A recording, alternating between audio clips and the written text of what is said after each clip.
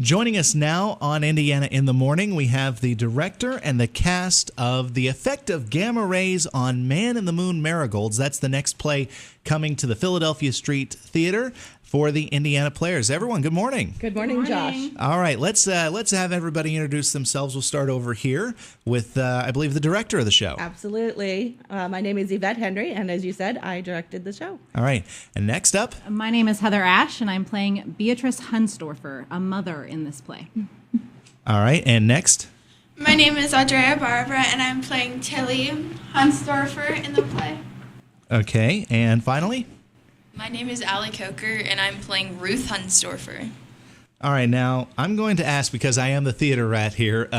I know this is you've been on stage before, Heather.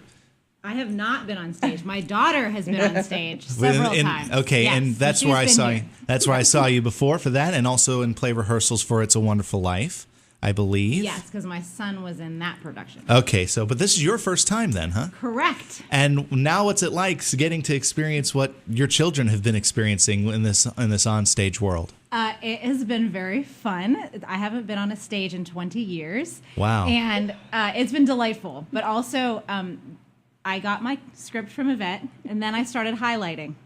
And I have lots of words. You have lots of lines? But they encouraged me that with practice, it would come, and lo and behold, with practice, it has come. It's been great. All right, so you're playing the mother in this production, right? Yes. All right, now this is, I did take a look at the synopsis beforehand, and this is a very different family than what people might be thinking of when they go see a play or production, because this is more of a dysfunctional family, it sounds like. From what I've read. Dysfunctional is a fabulous word for this family. Perfect word. But it is the author did a wonderful job, or playwright, I guess I should say, a wonderful job of weaving the story about the Marigolds into the story of these women's lives. Mm-hmm. And it's kind of a big giant metaphor that you have to come to the show to see and understand.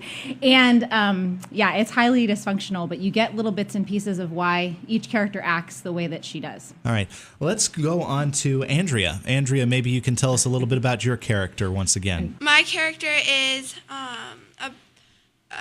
really nerdy, and she has these marigolds that she plants, and they have been affected of gamma ray sources. Mm-hmm. And she's just like the nerd of the family, and she's really shy.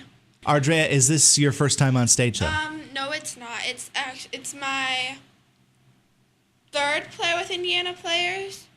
And it's my fifth play, all in all. Okay, what are some of the other plays that the people might have seen you in with the Players? I've been in Cinderella's Glass Slipper, Dorothy in Wonderland, and then this is my third one. So this is kind of like you graduating to more dramatic shows rather than doing children's theater. What's been the big difference for you? Well, it's just, in the other shows, I've had, like, a little role. In this show, it's been, like, a really big role, so I've had to memorize all these lines that have been really hard.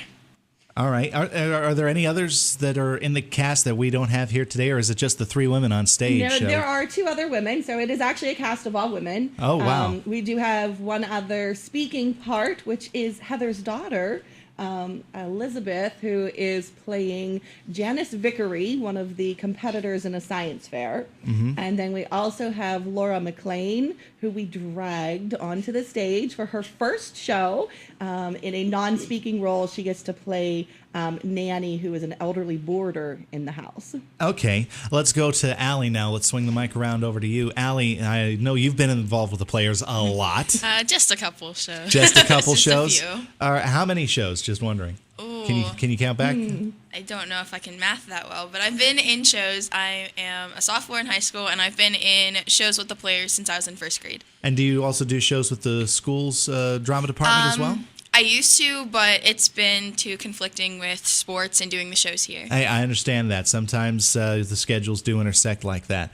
And talk about the character you play. Okay, I play Ruth Hunsdorfer, and I was normal, but I started having issues in school because I couldn't really mentally handle what was going on within the household and within the school. So I started to have mental breakdowns, and I make up stories that never really happened.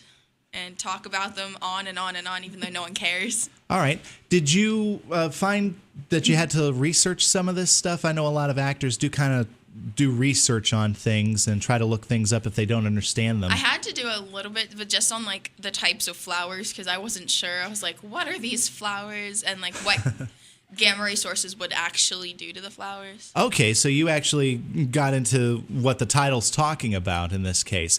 And what about your character? Were you able to find that character pretty easily? Yes, it seemed like it was fairly easy because overall she was a normal teenager, but there are like little twitchy quirks about her and also the whole family. Okay. Audrey, I'll ask you that same question. Did you find your character easy to find or easy to come up with? Not really, because I'm not like the nerdy type. But like I do get good grades, but like I'm not the nerdy type. And you should see the way Allie just threw a glance at her. But no, I understand that. I mean, you're playing against type can be tough. Yeah. All right, and Heather, I'll ask the same question about you. How tough was it for you to try to find a character for this play? I just like her answer because I thought I wasn't a nerd in high school too. I thought it was great. Anyway, Beatrice, in some ways I like to think that I'm really different than her. I'm not an alcoholic. Mm-hmm. Really, I'm not. And I don't smoke, and I do really try to nurture and love and care for my children. But on the other hand, if you've ever been a mom, you get mad at your kids, they irritate you, you get frustrated. There's tics that they have that drive you bonkers. And so in some ways, the irritation and the anger really is more natural than I'd like to admit. But then there are other things about her. You just kind of channel that out. Yeah, you just channel it right into the theater.